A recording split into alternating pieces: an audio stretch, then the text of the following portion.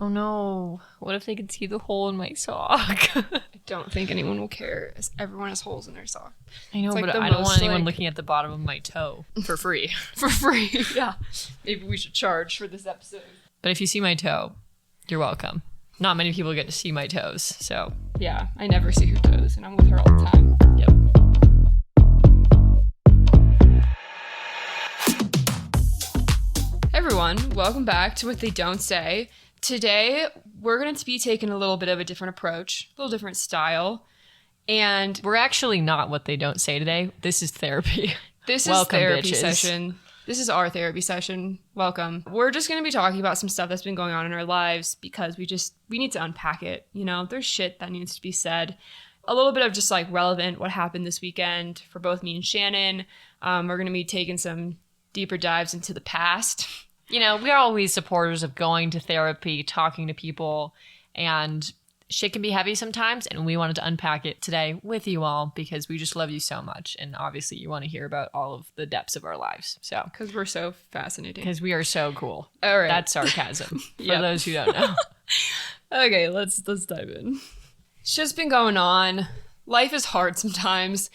And we're going to take a little bit of a break from talking about specific sexual assault stuff. And we're just going to talk about life stuff because life brings challenges regardless of what you're going through. And I'm tired. Shannon's tired. We've both been having like really random, like weird depressive episodes. My roommate doesn't really listen to the podcast because she's like, I emotionally can't handle hearing about sexual assault, which is totally valid and totally okay. Because sometimes we sit down and I'm like, wow, it'd be really nice to have a podcast where you just get like talk about random shit all the time. But, you know, we don't want to become that podcast where all we do is talk about random stuff. You know, we have a goal here. We want to spread the word about sexual assault and everything like that and create conversations about it. But it is tiring. And we have things outside of this podcast that we do. You know, we have other parts of our lives. But I also think that like one of the points of this podcast is to recognize that even if we're not talking about something specific to sexual assault, our lives, our bodies, our minds are all systems.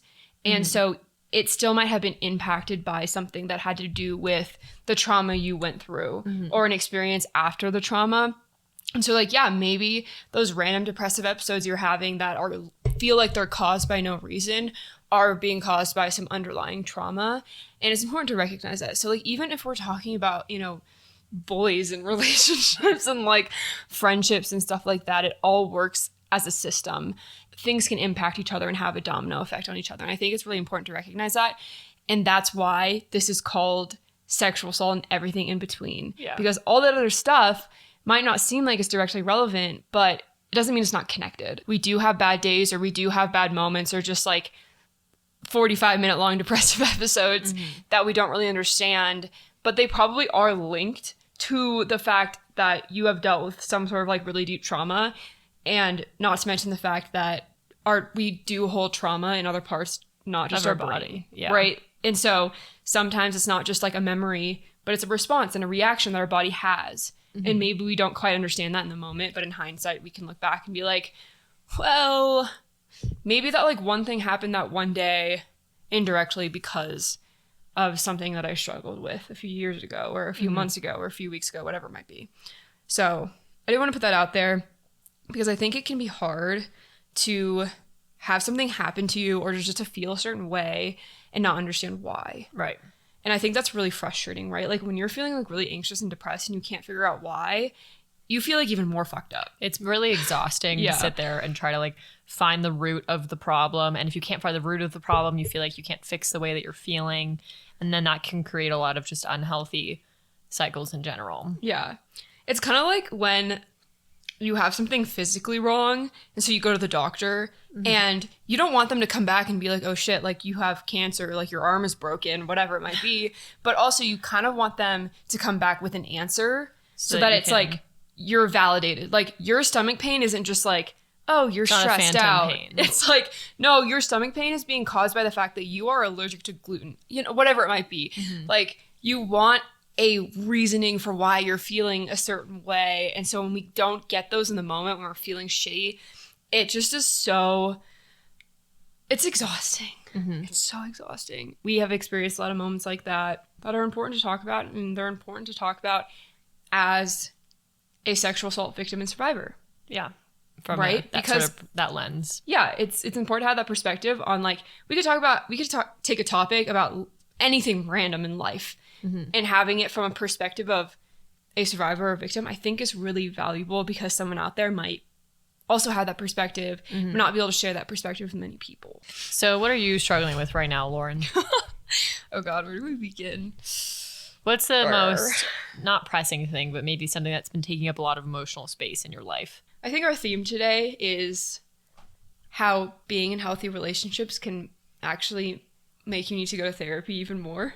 It makes it more important, because all of the little sneaky previous traumas that you have, the light becomes a lot brighter on them when you're in a healthy situation, because you can't just be toxic. It's like a fucking magnifying glass. Like, you can be in this really healthy relationship, and then you do something that is like maybe a little toxic or maybe like a little immature, and then it's like, whoa.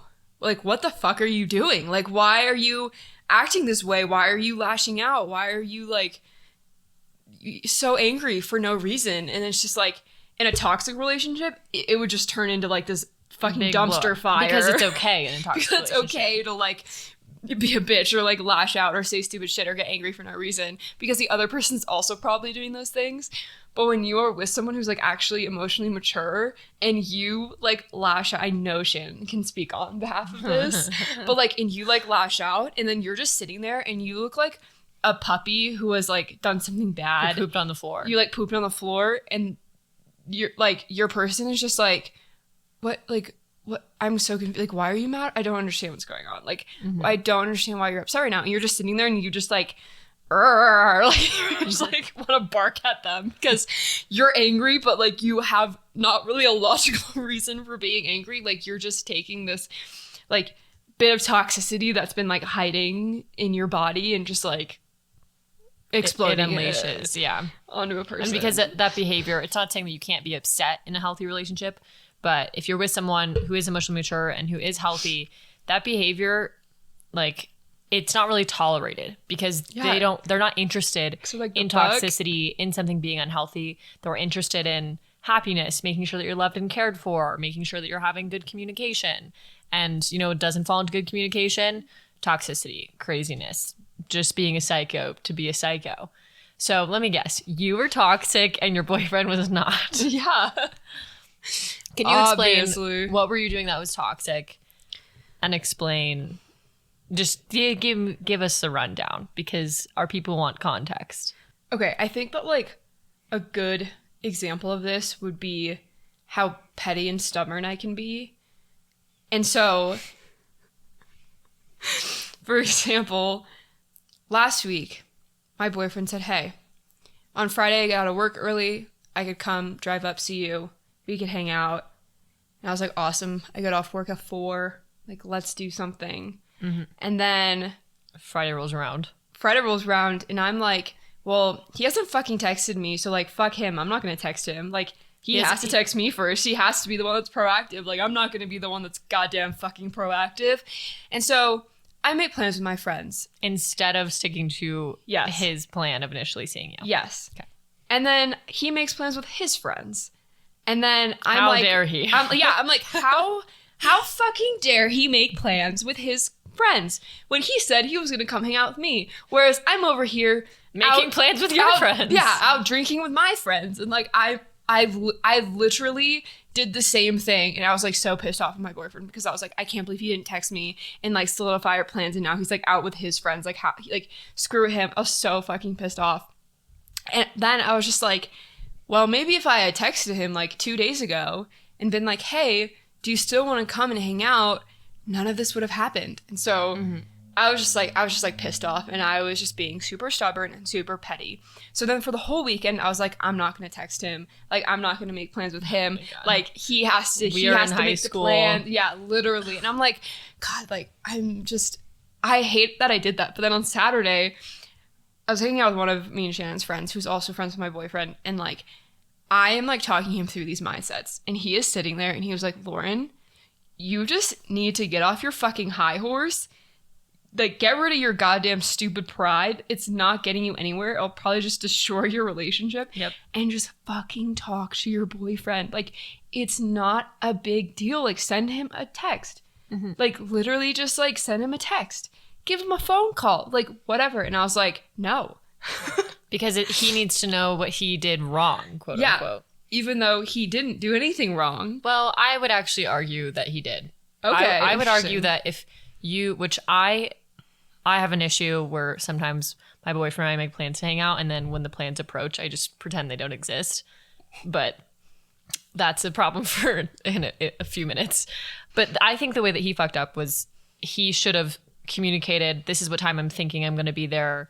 He should have followed up and said, okay, we talked about hanging out on Friday. What time should I get to your house? What do you want to do? He should have followed up. And so neither of you followed up, and then you just made other plans. And if he decided, oh, actually tonight would be a really good night for me to spend time with my friends, I haven't spent time with him lately, then he should have communicated that with you and said, I love you so much. I'm so sorry, but I actually think I need to spend time with my roommate or so-and-so tonight, but I promise I'll be there on Sunday at this time. Yeah, but like in my mind, he knew that Saturday night he was going to see his friends.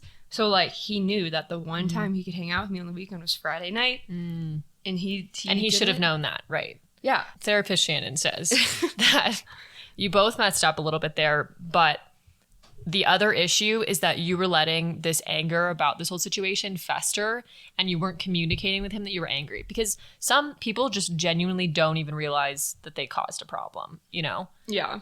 And so if you didn't cause a problem, or if you think you didn't cause a problem, then like, how can you even fix it? Exactly. And that's the problem. And then you're just being Miss Psycho. Yeah, I was like, well, I'm not going to talk to him. I'm not going to text him. And also, those Saturday night plans with his friends, we were invited to that. I was personally invited to his birthday party, and I was like, I'm not going to go because he doesn't deserve to see me. Yeah, fuck the girl whose birthday it is. Let's make it all about me. Literally, yeah. I was like, totally made it about me. And I was like, I'm not even going to go because like I always drive 45 minutes to see him, and you know, he hasn't texted me. He hasn't even asked if I'm coming. So I'm not even going to go. He hasn't even told me what outfits we're supposed to be wearing because we match. I'm just kidding. Yeah, what the fuck? We haven't even planned our matching outfits yet. But I was just so, like, I was, like, prepared to ruin my whole weekend because I was feeling stubborn and petty and didn't want to just open my goddamn mouth and have a fucking conversation. Like an adult. Like a goddamn adult. And that's so stupid, and you should... Don't do that. I don't recommend that. Like, Lauren was angry. We were getting ready to go out. Yeah. And she came to my house, and... I was so pissed off. I could just see it in you. What exactly did you say? I think you were saying something along the lines of like, I'm just not even going to talk to him. I'm not even going to look at him. I'm not going to text him. Like, I'm going to be hanging out with you the whole night, Shannon. Like, I'm not going to be talking to him. I'm like, we're going out with a group of friends. Like, part of the fun of doing that is being able to dance with your boyfriend and like, you know, maybe he'll buy you a drink or something. And like, I'm not going to buy you a drink. I'll dance with you, but I'm not going to be like, you know. Damn, I'd buy you a drink. Okay, well, maybe I would buy you a drink, but I'm not like running with money right now. So neither. The point is yeah, you were harboring all of this anger from this one thing, and you were dragging it into every aspect of your weekend. And in turn, it was probably just actually going to make your weekend a hell of a lot worse than if you had just communicated in the first place. Yeah. Exactly. We get to the gathering. How did all this end up getting resolved between you and Mustache Man? Is that what we're calling him? I don't fucking know. I think we call your boyfriend Mustache Man, right? We can today. Today, her boyfriend is Mustache Man. Man, if he shaves his mustache, we're gonna have to really. You're just gonna have to break up with him. Yeah, I guess so. That's funny. Though. My mom was like, "You can't like have a committed relationship with a person if you don't know what they look like without their facial hair. So you need to tell him that eventually he has to shave his mustache so you can see what he looks like without it." And I was like, thanks, Mom. You just don't need to see him. Like, I just think you could go online and find, like, do an AI filter situation and remove the mustache. I've seen photos of him without a mustache. That's good enough. But it's not. Me. I don't know if it is good enough. Well, maybe not for you.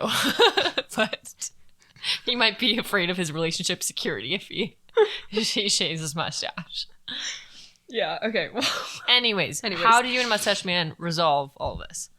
Okay, so we show up to this party, and I am fully like, he comes up to me and he's like, hi, baby. And I'm like, there are flames coming I am out. like, get away from me. No, I don't actually say that. But there are flames But blasting out of I'm Lauren's just like, eyeballs. hi. And then I like kind of just walk away. Like, I'm just so like, I'm not. And it's not like, here's the thing. This was our friend's birthday party, but there was a lot of people there that we didn't know. No, so it's not like... I did not know anyone. I was like, I don't know who these people are, but like... So it's not like you were just able to just walk into a mob of people that you knew. Like, you were actively choosing to isolate yourself further by not talking to your boyfriend. Yes. I literally knew maybe 5 people there in total out of like 30. I was not putting myself in a good social situation. But I just like didn't want to like... I was just like angry. So I just like ignored him for a while and I was just vibing. And I was like, like this is kind of stupid. Like he's there. But like he was also like hanging out with someone that I really don't like, which didn't help. Because then I like didn't feel, I felt even less inclined to like spend time with him because I was just like, ugh. For like 45 minutes was just, I was just like walking around. I didn't even know what I was doing. I was like going pee and I was just like I talked to like a few people. I was just did not even know what to do with myself. And then finally I was like, okay, Lauren, come on. You can do this. Like you can be a grown-up woman. A grown-up girl. You can be a grown-up Maybe a girl. big girl. You can be a big girl.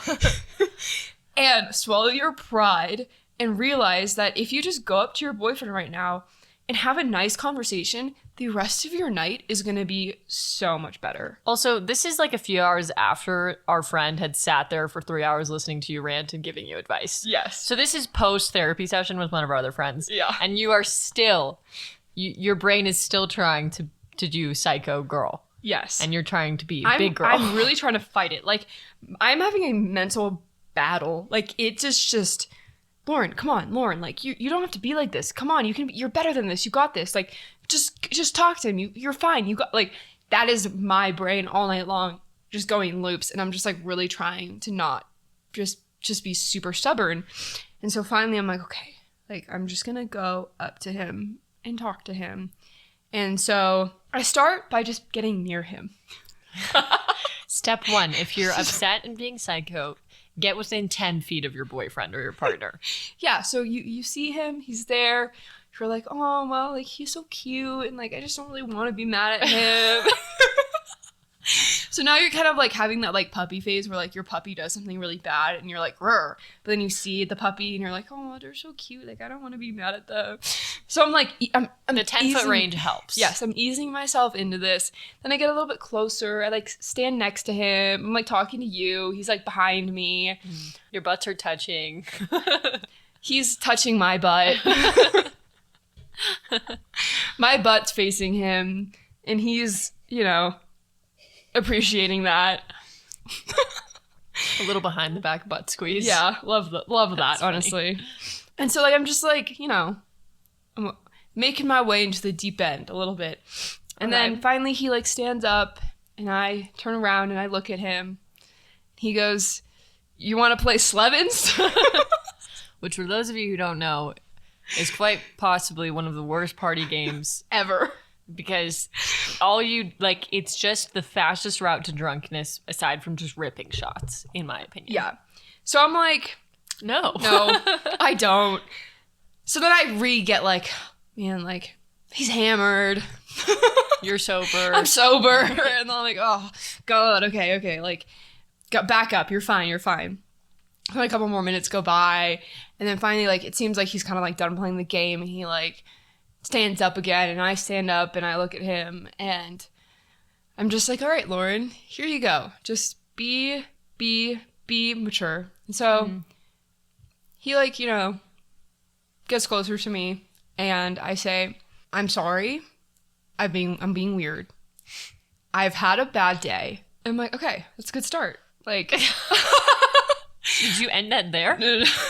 I've had a bad day, period. That's not it. And then I walk away and then like, Okay. gotta keep up mystique. Now he's standing there and he's Exactly. like, well, why is she having a bad day? And now he's only thinking Now about it's his me. turn to play investigator, obviously. I'm Just kidding. No, I'm kidding. I say, I've had a bad day. And he's like, okay, do you want to talk about it? And I'm like, you know what? No, like, we're at a party. Like, we can talk about it later. And honestly, my bad day is because of you.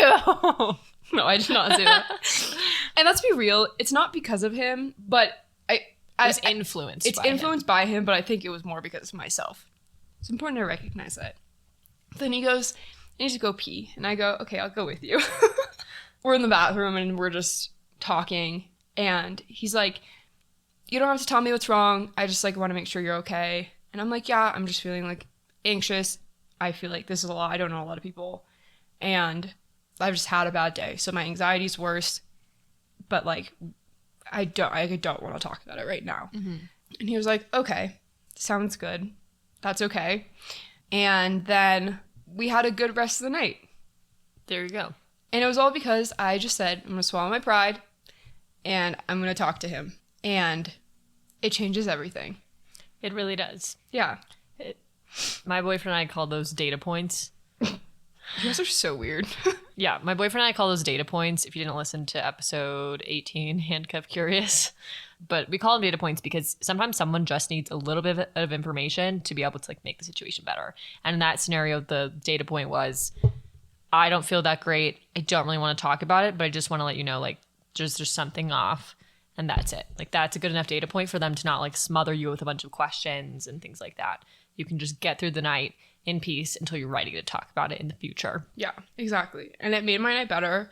The next day, like, we spent all day together. We had like a few really important conversations that we needed to have that were, by not having them, were creating some conflict. Mm-hmm. That was like really stupid conflict. Like me basically making a situation worse because I was getting angry about something that he did not understand at all because it was like PTSD type stuff, mm-hmm. where like something triggers you and you get really angry and the other person's like, I have no idea what the fuck is going on, and then you don't tell them what's going on, so mm-hmm. then they're just like, I don't know what's happening. Yeah. And we had like a lot of really good, hard but mature conversations, and I feel like our relationship is in a much better place because of it. And it was all because I just fucking swallowed my goddamn pride and said fuck you to my stubbornness. Which is really hard to do. But I think once you start to realize that if you are in a healthy relationship, that is the most important part of what I'm about to say. But if you are in a healthy relationship, once you realize that the other person, they're not trying to be an asshole. They're not trying to make your life worse. They're not trying to fuck up. They're not trying to mess up plans. Like, they genuinely have the best intentions if they're a good partner. Once you like really take that to heart, it's like, oh, okay, if something is wrong, it's literally because they don't know. That's the only, one of the biggest causes of those problems. It's just that they don't know that they caused a problem, not because they did it and they're trying to pretend like they didn't. Yeah, and the problem is normally something that is so easily fixable. Mm-hmm. You just have to have a fucking conversation about it. Yeah. And it shouldn't be that hard. But it is daunting. And yeah. Especially if you've had relationships in the past where you shared concerns and the other person reacts poorly. AKA my last relationship. Anytime I brought up a problem, he would gaslight me. And so I think I've become scared of doing that. But I'm getting better. Hence the whole, you need more therapy if you're in a healthy relationship. Because mm-hmm. you start realizing all these problems that maybe have been caused by a past relationship or just like a past toxic situation, abusive situation. And then they come out in these ways that the other person doesn't understand because they're like, I don't know, like I don't know everything you've been through and how it's impacted you. Mm-hmm. And that was the other thing, is that like I sat there with him and talked through ways that like my last relationship fucked me up. Mm-hmm. And he was like, that makes a lot of sense. And that makes a lot of sense why you like lashed out at like the X, Y, and Z times, because you default to like this mindset that might not be relevant to your reality, but you make it relevant because of something being triggered from a last relationship. Right. And it's really hard to not let yourself go there. And you have to figure out ways to like ground yourself when you realize that you are not living in reality. You're creating a narrative in your head that doesn't exist. How do you figure out how to ground yourself? Okay, so that's what we talked about. So like one of these things for me is that I have a really hard time remembering that I'm important to people. And I know that sounds like really stupid. That's sad. But I don't think that's stupid at all. I think that's very sad, actually. Like in my last relationship, it just like seemed obvious that like I was not as important as his friends. Mm-hmm. And I wasn't a priority in that way. And so now I have a really hard time with that. Whereas like my boyfriend now has a lot of friends. He's very, very social. And I'm not even close to as social as he is. And so sometimes it can feel intimidating. And he will have all these plans, and to him, like, his friends are his family. Right. And he will go out and, like, do all these things, and then I'll, like, wonder if he cares or if he misses me or if he, like, wants to be with me. And then, like, I won't ask him to hang out because I think that he would just rather hang out with his friends. I have mindsets like that. And they're really stupid, and they're not grounded in any facts. Right. Like, there's no evidence in my relationships to support these thoughts that are going on in my brain. Right. And I think it's just going to be one of those things that takes time. It takes trust building. It takes, learning more about your partner and your relationship and how to, like, move forward. And we haven't been dating that long. And so I think that first step was me telling him those things. Mm-hmm. Hey, in my last relationship, I felt really unimportant. And so sometimes I default to that mindset. I know it's not rooted in any facts, but it's just something that I really struggle with. So that's something I told him. Mm-hmm. And he was like, okay, what can we do about it? Right? Because it's like, I know that I can work on it. Right. And you're like, I don't know. No, but I was like, I can't have this conversation without knowing.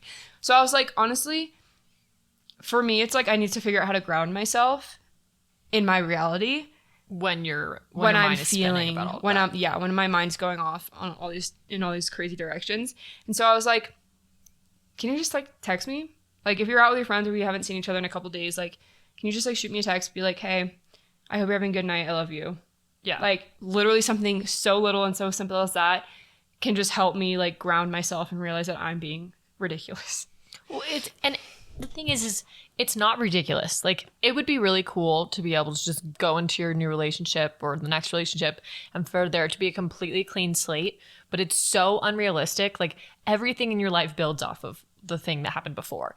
After you go to high school, if you go to college, you're building knowledge after that.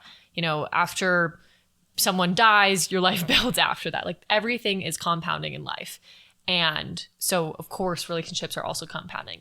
That's not to say that you can't sort of, like, rewire your brain and, remove those bad habits.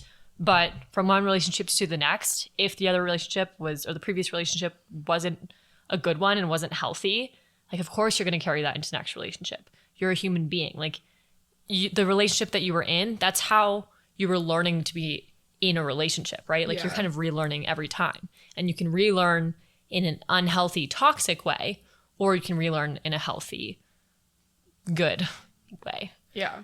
So it's okay to call it ridiculous because I understand, but also recognize that it's not ridiculous. It's not silly. It makes lots of logical sense when you think about, I was in a bad relationship for 8 months or something. Well, yeah, no shit, Sherlock. You're going to be taking negative things into your next healthy relationship. Yeah, because that's all the information that your brain processed. And that's like, it processed it in a way that wasn't great. And so I feel like now I have to figure out ways to let go of that information that was processed and bring in, like, healthy ways of processing the new information that's around me. And I think I put pressure on myself to be able to do that immediately. Right. It's like, oh, well, you realized you did that, so you can never fucking do it again. But it's like, that's not how it works. It's going to take time, and it's going to take your brain learning and realizing that your partner right now is not doing those things. It's a completely different person. It's a completely different person, and they think you're important. They think you're valuable, like, whatever. But it does take time to do that rewiring of the brain. And I think that can be hard and frustrating, but you need to put positive things in your bank account, in your emotional bank account. Yeah, exactly. Yeah. So that's what we're working on now. Because if you're in a bad relationship and you go into a good one, you're starting at, like, negative 50 in your bank account. Yeah. Emotionally. Yeah, exactly. So it takes a while to even just get to base, Yeah. Yeah, dog. Yeah, dog. Okay, well, we've talked a lot about my shit. Now we are going to turn our attention to Shannon. Shannon, what's going on with you? Wow, where do I start? I've had some really great emotional days lately, like days where I just wake up, I feel great, super productive, I'm happy. We love that. And then I've had some days where, like, I'm still productive and stuff, but I just feel, like, sad and drained. And I don't know if it's a hormonal thing. Like, that's something that I feel like women especially have to deal with, is that when there's emotional problems, you have to go down the checklist of, like, okay, am I about to start my period? Am I pregnant? Am I like just in a weird spot of my hormonal cycle, or is it something else going on? Is it all the above? Well, it couldn't quite be all of those, but I have my period and I'm pregnant. yeah, I don't really think that's quite possible. But so something that I haven't talked about at all in here is that I graduated in May and I still don't have like a big girl job. And I work part-time for a company that I had an internship with like a long time ago. But the point is like I've watched all of my friends graduate from college, get these like awesome jobs that are in the field that they wanted to be in. And a lot of them are even moving to like their second company now. Like one of our friends worked at a big company and now he's going to work at a startup and he's like starting a whole department. Okay, yeah. But my point is like that's what you're told. Is you're told that you're going to go to college, if you work hard, you'll graduate and you'll get a good job. And I went to college and I worked really fucking hard and I applied to so many jobs before college even ended. Nothing happened. I've applied to hundreds of jobs and I've had one interview. And I'm doing all the things, networking, meeting people, cold emails, calls, like all of it. And so something for me is just realizing that there's not like my value isn't in having a job or not, right? And that's really hard because in your early 20s, that's what you're taught kind of is your value, is like, what are you doing for work? What sort of career path are you taking? So that's like part one of my frustration is just, it's been so many months now and it's so exhausting to fill out those stupid fucking job applications that are different on every website and just to get denied over and over and over again. And some days I'm like, that's okay. Like I just haven't found a good opportunity. Like I would much rather wait for a better opportunity than settle for something. But then other days it's just a thing of, wow, it would be really nice to like be furthering my career. And so that's thing one. Okay. I guess. Okay. Well, I I think feel very vulnerable for talking about that. No, Everyone's no. probably like, oh, loser. I don't think anyone thinks that. I think that one, it's really hard not to compare yourself and it can be really easy to sit there and be like, I can't compare myself to all my other friends and what they're doing. But like it's really hard. It's really fucking hard not to, because you see people have their successes, you see them have their failures, whatever. It's just much easier to sit there and compare yourself to what everyone else around you is doing. And everyone does this, right? Every fucking person compares themselves. And like, it sucks. It really does, because everyone has a different path. Everyone's doing different shit. Like, your path is not going to look like your friends or the person next to you, whatever it might be. And I also, I talk to like a lot of my friends who are like in grad school with me and things like that, who are older, like they're like 31, 32 years old. So they have gone through their 20s. They've experienced those things. And they all tell me, you know what? I wish I hadn't graduated college and been like in a rush to get myself some sort of crazy career job, because I didn't have any life experiences. I didn't do passion projects. I didn't do things that I cared about.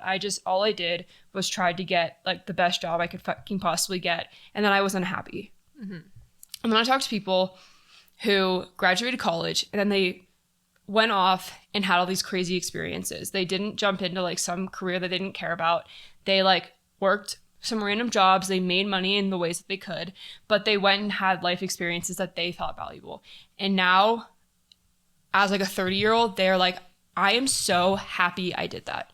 I am so happy that I took my time in my 20s to learn about myself, have life experiences, work on things that I really, really care about. Yeah, I had to work some like shit jobs here and there to make money, but at the end of the day, I felt so fulfilled. And they weren't working some corporate job that they hated. And comparing those two is really interesting, I think. And it's like, for me, I'm about to graduate from grad school and I'm thinking about what I want to do afterwards. And talking to them has made me feel a lot less stressed, because I'll figure it out. You'll figure it out. A lot of people worked random ass jobs after they graduated with fucking engineering degrees, because sometimes that's just like what you have to do to take time to figure it out. But like, that's okay. And I don't think that we should be putting all of our value in the jobs that we have. I think that is really unfair. Like, one of my friends, she works in retail at Patagonia, and a lot of her, I know I've told you about this, like a lot of her coworkers, some of them like worked on Wall Street, and they were like, fuck this, I am so unhappy, moved to Boulder, Colorado, started working at Patagonia in retail. They're like, I have time to do the shit that I love. Yeah, do I make less money? Sure, but I'm happy. Right. And so they took this career that like everyone deems like, wow, like you're so successful. On a pedestal. You're on a pedestal. Like, that's awesome. You're working on Wall Street. You're a finance bro. Oh my God, that's as high as it could possibly get. But he was so fucking unhappy. So now he's like working in retail at Patagonia, and he loves it. Yeah. But then we see that as like, oh, well, now you're less valuable. But that's not how it should fucking be. Right. And I think it also depends on kind of like the culture and stuff. Like, none of my friends make me feel bad for not having a big girl job yet. Like, all of them are so supportive. Yes, it's enabled me to like be able to put more time in the podcast and things like that. And I'm grateful for that opportunity. But like, the culture in the business school that I went to was just so not having a job post-college, like a big girl job, was not an option. That was never talked about in like friend groups, classes, anything like that. And, you know, the whole thing was like, we have a 90% placement rate post-college jobs, and like, we'll help you get a job and everything. And so it's hard to realize that like, that's not the reality for everyone. That was the reality of, you know, the fishbowl that I was in.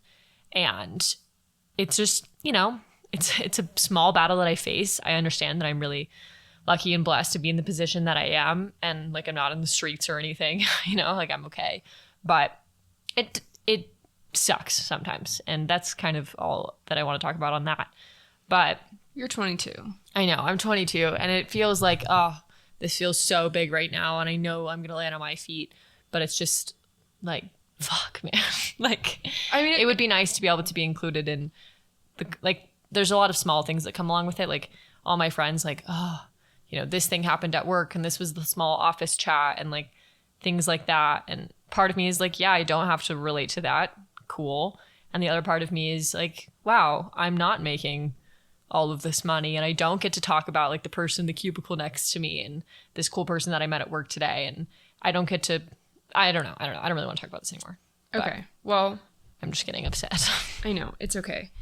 It is upsetting, but I do think that like one of our friends who like really loves the podcast, you know, he told you like, hey, it's so awesome that you're following your dreams. And I know that, shout out, you know who you are.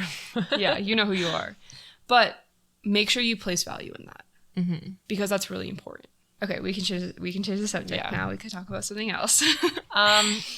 There's nothing like, I'm trying to think about things that are like genuinely going wrong in my life. Well, they don't have to be going wrong. We can talk about things, but just that are like going things right. that are, well, just like frustrating things. Like, I think in the future we should do an episode on this, but you guys can let us know. So this is a reoccurring issue in my life, and it's something that no longer occupies a lot of my thoughts, but it comes up, and sometimes I get angry that I'm still upset about it. And this thing is that my last boyfriend cheated on me, and I had never been on that side of things. And it's not like I sit here all day, every day and think, oh, like, that's really frustrating that that asshole did that to me. I don't do that. But just sometimes it comes up and it's frustrating. And then I get like angry. And it's been a while since I got like super angry about it. But when we were at this gathering on Saturday. Yeah. I mean, it makes sense that you got angry. This was triggering, and this girl is a fucking bitch. No, okay. Well, okay. So without giving like too much context or giving things away or whatever, there were some girls from my high school that like we ended really poorly. Like, our relationships ended. I moved away, and it just wasn't a great situation. Like, all of them hated me. They thought I was the biggest snake ever and whatever. And the girl that my ex-boyfriend cheated on me with ends up being in the same friend group as one of the girls from my old friend group, from the girls that hated me. Does that make sense? Yeah, that makes sense. That's really unfortunate, though. And like, what are the odds, Yeah. right? And I only know this because, like, you know, you see things on social media, and I like saw this girl from my high school in a picture with the girl that cheated on my boyfriend, or on the girl that my boyfriend cheated on me with. And so I've known it for a long time, but I thought like, surely I would never run into these people. Yeah. And well, it turns out that someone in our group of friends is also friends with the girl that my ex-boyfriend cheated on me with. I don't understand how. I don't really know why either, but whatever. So we're at this party on Saturday, and I see the girl from high school, and there's this other girl who's in her friend group who I've also seen on social media. And not the girl from my high school, but the other girl, I've already met her before. This girl is clearly really drunk, and, to each their own. And I'm like going around, I'm hugging the birthday girl, I'm saying hello to everyone. And the girl that's really drunk goes, "Oh my gosh, hi. Like, I am so-and-so. I go to this college, whatever." And I'm like, "Yeah, I know. Like, we've already met before." And she's like, "Oh, okay." At party, that girl, had just reintroduced herself to me, even though we've already met. And it's her and then that girl from high school. And like, I've run into the girl from high school a few times. We've like settled things. Like, there's no, like, it's just, we're fine. We're adults. There's now. no like bad blood. Yeah, anymore. it's just, there's no bad blood. So the girl from high school and the other girl come up to me, and one of them goes, not the girl from high school. The other one talks to me, and she goes, "I really shouldn't say this, but I'm actually like best friends with Charlotte. And that's the girl that she had sex with my boyfriend when I was in a relationship with him." And I was like, "Yeah, I know. And for the purposes of the story, we're going to call my ex-boyfriend A." And I was like, "Yeah, no, I know. Like, I dated A. Like, I know that Charlotte had sex with him. Like, I know the whole story." Like, I'm very aware. Yeah, like, I'm Thanks for telling me again. Yeah, I'm really fucking aware. And she was like, "God, A is just such a fucking asshole. Like, he just sucks," and like, blah, blah, blah. And I'm like, "Yeah, I know. And the conversation continues on for far too long. And that girl from high school is like, "Hey, you should stop talking." And she's like, "You would just totally love Charlotte. Like, honestly, you would get along so well with her." And I'm like, I don't really have an interest in getting to know the person that was willing to sleep with someone in a relationship. Like, I just don't really care. And that really sheds a light on her character. And I understand people make mistakes, but yeah, it's also, okay. Just the fact that this girl was like, she knew that Charlotte and A like had sex while you guys were together. Like, she knew about the old cheating thing, and is standing there and has the lack of self-awareness to be like, "Oh my God, yeah, like this girl, like I know you probably hate her because like she was like 50% of the reason why your relationship was destroyed. But like you would be like such good friends with her. Girl, no. Just stop. Just stop talking." Even if that were the case, I don't care. Like, even if she really was some sort of fucking angel and this was like the most out of character moment she's ever had in her entire life, just stop. Dude. That's not cool. Yeah. Like, clearly, this is not like the movie The Other Woman with Cameron Diaz. We're not going to become best friends and then bamboozle our boyfriend and like put Nair in his shampoo. Yeah, together. Exactly. Like, have the self-awareness to realize that, okay, this girl Shannon has definitely been very hurt by this situation, and now I'm sitting here being like, well, you should be friends with the girl that like fucking destroyed your relationship. Yeah, come on. And truly, like, I would love to sit down with Charlotte and be like, part of me would love to give a, "Hey, fuck you," but then the other part of me would be like, "Thank you so much for shedding light on the fact that A was a shit boyfriend and that he wasn't the person that he thought he was, and he was never going to reach the potential, and like, thank you so much for being a part of that process." But anywho's, so she's going on and she's like, "We should send a video to A," and I'm like, "Oh, I don't know about this." And that, once again, girl, have some self-awareness. Do you really think that Shannon wants to send a fucking video of herself to her cheating ex-boyfriend who she hates? Part of me was like, well, then A will definitely see like, wow, this, like, what are the fucking odds of this bitch like meeting the girl that I cheated on her with? Like, I don't know. But she didn't send a video. Everything was fine. And like, she walked away and she was like, "Oh my God, I love you, girl. Like, I love you. Like, we're so good." And I was like, okay, sure. But the point of all of this is, she had mentioned also that she was surprised that she was like, "I thought that you never knew that Charlotte was the one that he cheated on you with. I thought you never knew, and she didn't know that you knew." And this was one of those things where if you've ever been cheated on in a relationship, you know that it's never just, "Oh, I slept with someone else." There's usually a lot of other pieces, whether it's they were emotionally cheating, whether it happened more than once, whether it's like they said that they were going to be better, quote unquote, and, you know, stop texting the person that they cheated on you with, but they actually didn't do that. Like, there's just always this collateral damage and these like pieces of shrapnel that are a part of being in a relationship with the cheater. And I had pretty much discovered all of those because I broke up with him over a year ago. And her saying that like Charlotte like never knew that you knew was just one of those pieces of shrapnel where I realized, oh yeah, A had said that he was done talking to her. A had come to my window drunk as fuck in the middle of the night and knocked on my window and said, I'm never talking to her again. Like, I've already told her I'm not talking to her. Oh, well, that's actually not true. And not that I even like his character, I'm so far beyond that. Like, I am in a way better, happier place. But just one of those pieces of shrapnel just kind of like, you know, taken to the gut once again. It just, you know, it opens it all back up in a way. And not in a way of, it's not the same type of pain that I felt before. But it's just like, fuck. Like, I feel bad for my previous self. I feel bad for how sad I was after that breakup. I feel bad that I still wanted to be with him after he cheated on me. And then it just kind of reminds me of all of those thoughts. And that's kind of like something I was thinking about today. And maybe not the reason why I was upset today, but just it could be kind of going on in the background. I think that it's really normal that this shit like hurt your feelings, right? Like, this whole experience was so fucking painful. Like, when you love someone, you love someone, when you trust someone, and then they go and do something that just betrays everything. Every part of your relationship that you loved, that you trusted, everything is just thrown out the window when someone cheats on you. And so that was such an extreme pain. And even though it was over a year ago, in trauma years, that's not that long. True. You know what I mean? And also like the fact that my ex-boyfriend posted me on a video of me on his Instagram.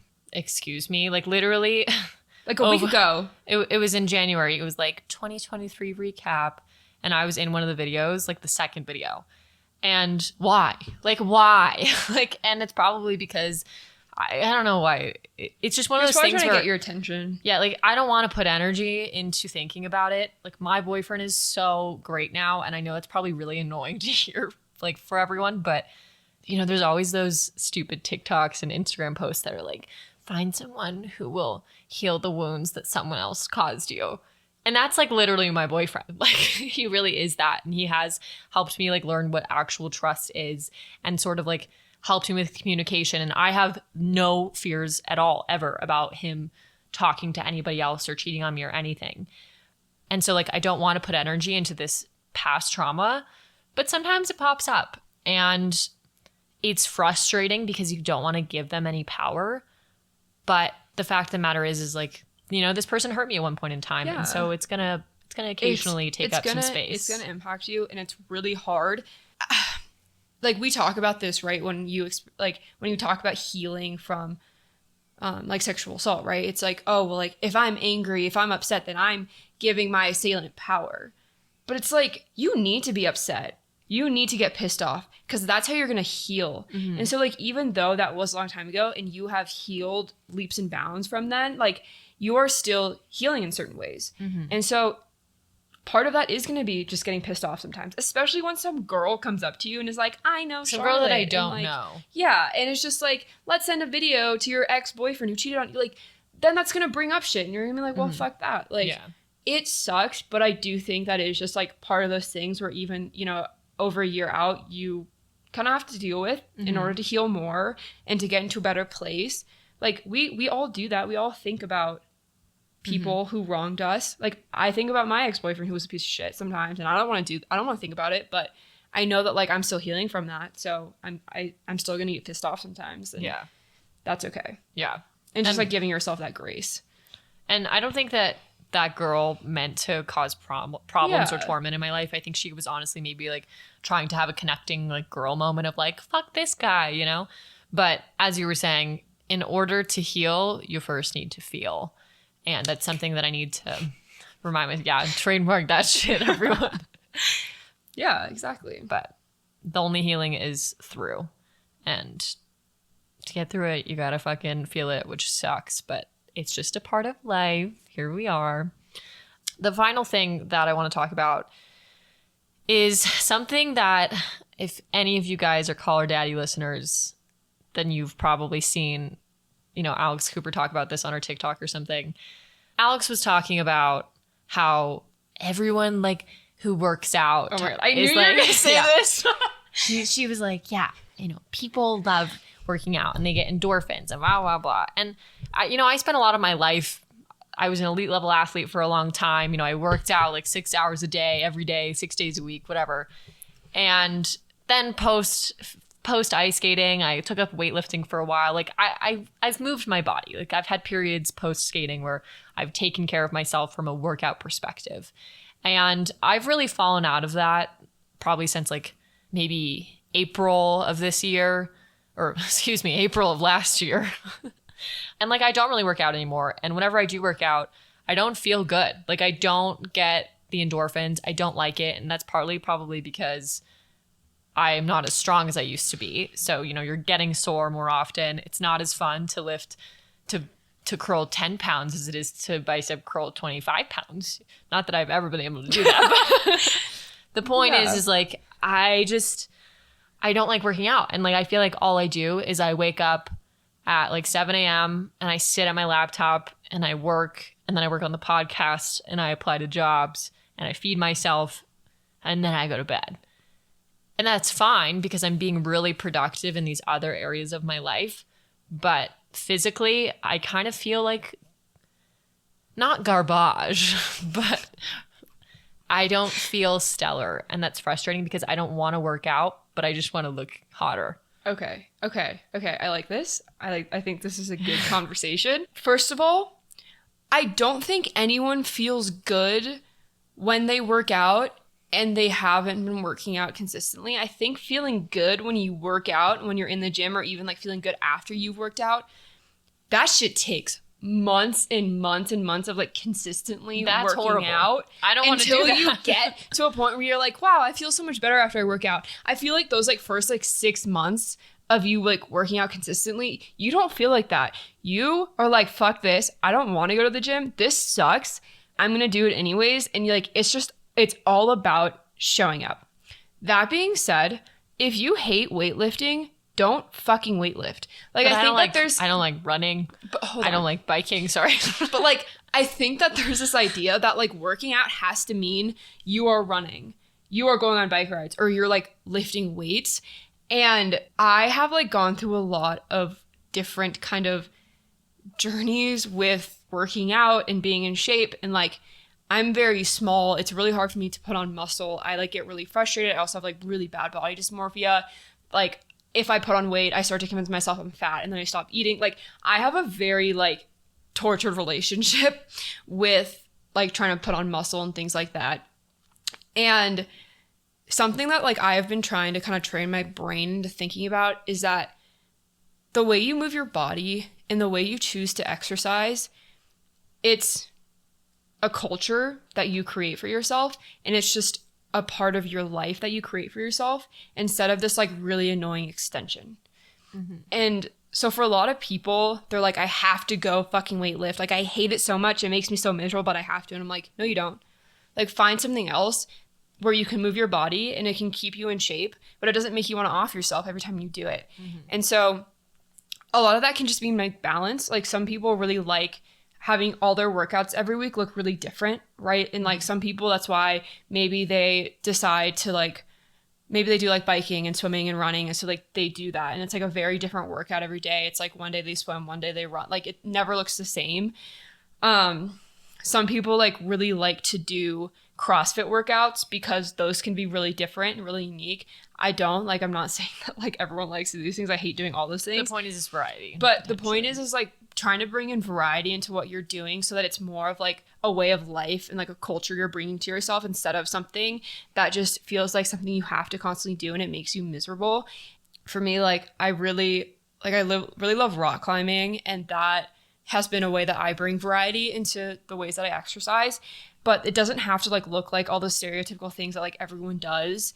It can really be anything. And I think there's also a certain type of pressure to like work out at a certain level. Maybe one day you just go for a 20-minute walk.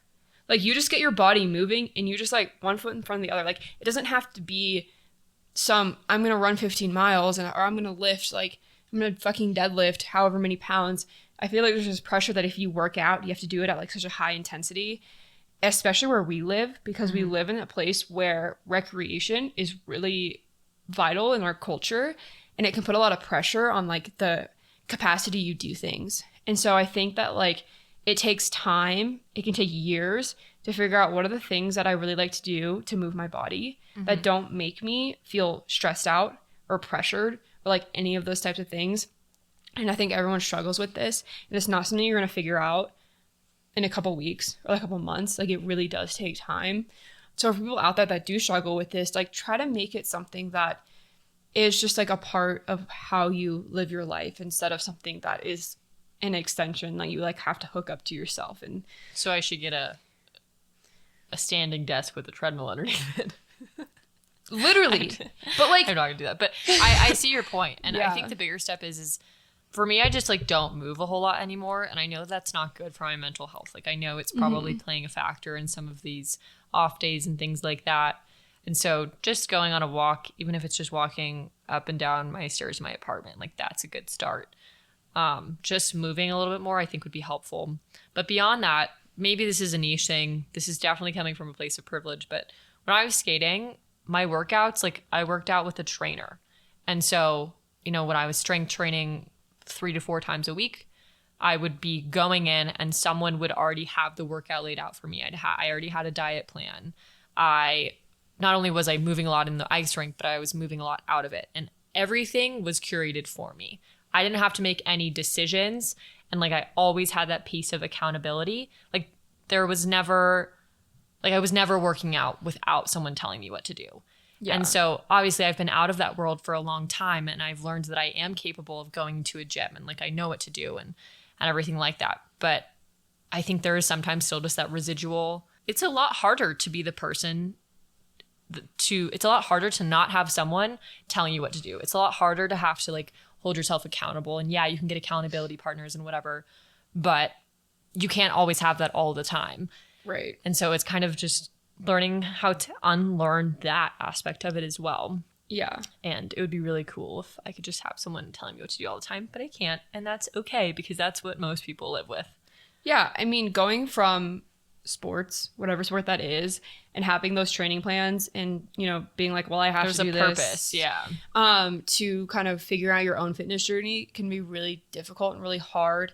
Honestly, like, I have a lifting app that tells me what to do every day. What app is it? I'll tell you after. Oh, I was gonna say you could shout it out. Oh, well, I could shout it out, but it's called Culture of Motion. Cool. And I really like it. There's like levels to it, so you can make it as like hard or not as hard as you want, or as many days a week as you want. So like, I do 4 days a week. And one of those days is like active recovery. So it's like go walk for 30 minutes. Mm-hmm. The workouts aren't very long, and you can also modify them. So like, if you're in a really busy gym and all you want to do is dumbbells, then you can just do that. Then you can just do that.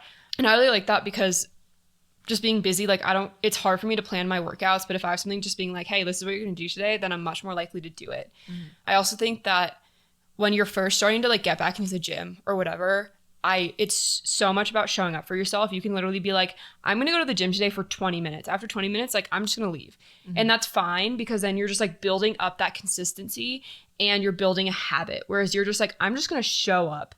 Mm-hmm. And I don't have to stay that long. Like, I am just going to show up. And then I feel like that helps kind of build that and get you into like a mindset of like, yeah, I can fucking do this. Right. Because the first few months are like really hard. Like, those are the hardest to like build that and like build that consistency. And like, I struggle with this. I think everyone struggles with this, but I do think that there are ways that you can make working out not feel like such a burden. And like you were saying, I think it becomes less of a burden over time. And so like, there's this soft, squishy side of things of like, yeah, be nice to yourself. I definitely think like, don't do as much when you're first going back into the gym. Yeah, take it easy. Because if you just get incredibly sore, then you're not going to want to like go back. It's going to be super hard to work out the next day. But then on like the flip side of things of kind of being harder on yourself is, I think about people who have literally like no time, like Mr. Beast. everyone out there probably knows who Mr. Beast is. I told Lauren about him the other day. If you don't know who he is, he's someone on YouTube. He's like the second biggest YouTuber of all time. And he basically lives and breathes YouTube. Like no one is doing what he is doing. And he works out for an hour almost every day. And like, if he can do it, when I know that every minute of his day is taken and he's built in time for it, then I can fucking do it too. Yeah. And on the other side of things, it's like, I don't want to be a decrepit 40-year-old person who never moved their body in their 20s, so they never established a routine. And so fucking get up and do it. But it can also be like doing bodyweight workouts in your apartment. Yeah. Like I don't need to, Like you don't have to go to like a crazy busy lifting gym. Mm-hmm. You really don't. Mm-hmm. Like you can get yourself in shape in your own apartment and not have to like deal with that if that is something that like gives you anxiety or stresses you out a lot. Like last semester I wasn't lifting very consistently because I was really busy, but I don't think is an excuse. I think that's like, at least for myself, I don't think that's an excuse. I think like I just was overwhelmed, whatever. But when I started to like get back into the gym, for the first 2 weeks, I just did one round of everything. Oh, like one set? Yeah. That's a good idea. And so it was like, it didn't feel overwhelming. It was like, all I have to do is like, I just have to do like one round of front squats. And then like, I can do one round of this and one round of that. And then I'm done. Like I'm literally in here for like 20 to 30 minutes max. Mm-hmm. It feels so attainable. Mm-hmm. Instead of being like, I have to do 4 rounds. Like all this stuff, I'm going to be in here for 2 hours. Like, I don't know where all the equipment is. Like, I don't know where the machines are. Like, I'm so stressed out. Like it allows yourself to like ease your way in. Mm-hmm. So literally going at it from a perspective of do something that you actually somewhat enjoy doing. You don't have to enjoy it a whole lot. And I'm saying this mainly for myself and you guys, but mainly for myself. Like finding something that doesn't make you want to blow your brains out when you think of it. And then putting like a time limit on it, like putting a 20 to 30 minutes or a rep limit on it or a set limit on it. And just showing up. And like I've had a lot of different in and out phases with the gym, but when I was getting back into it a long time ago or a few years ago, like my sophomore year of college, I said, okay, I can go to the gym for 10 minutes. And if after 10 minutes, I still don't want to be there, then I'll just come home. Like that's okay. But the point of all of this is if you guys are struggling with working out or like you want to get into it or you want to get back into it, just know that I'm right there with you and you and me are on the struggle bus together and we just need to take it slow, be nice to ourselves, but also remember that like it's not a time issue, it's a priority issue and it's just like putting a little bit of a fire under your ass and finding a way to get yourself to move your body because at the end of the day, that's what's the most important. Yeah. And I'm struggling too. Yeah. And if anyone needs like motivation or advice, support, like you can DM us, you can email us. Because, like, we've been there, and I've been there. I also used to be a strength trainer. So, like... Me too. An assistant strength trainer. I do know some things. Mm-hmm. Shannon probably does too. Yeah. But I do think it's really important to exercise and move your body. I think that is a vital part of life, and I think it's a vital part of healing from things and improving your mental health as well. Sorry. What? I'm thinking about how there's... I'll link it in the show notes, but there's this podcast... that literally all they do is they take super motivational clips. Oh my God, and they put them into like 30-minute episodes or like 10-minute episodes. And it's those videos of people like, get up. Don't you want to fucking grind? Don't you want greatness? Like you are greatness. Like those really aggressive things. I should get back into listening to those in the morning because I used to listen to them while I would take a cold shower. Fire you up and you're like, yeah, like I can tackle the fucking world. Let's go. They're kind of cheesy, but honestly, when someone is yelling at you with a really motivational saying, I think it kind of helps. So I'll link it in the description of this episode. Yeah, I agree. That was a lot. We just talked about like a lot of random shit. I'm sure we'll like dive deeper into some of that stuff in other episodes, but let us know what you guys thought of this episode. Yeah, we just needed a therapy session. We needed to talk about shit.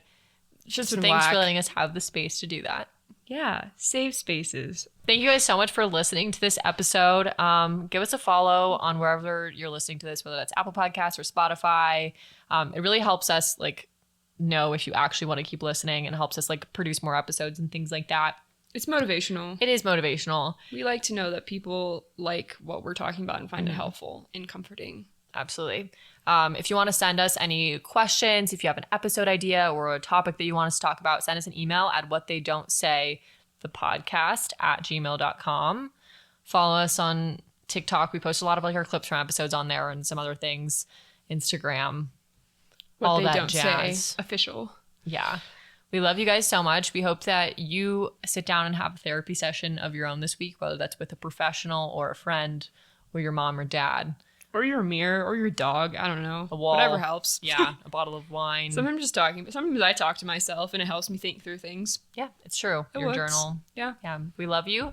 We hope you have a great rest of your week and we'll catch you on the flip side. Cheers.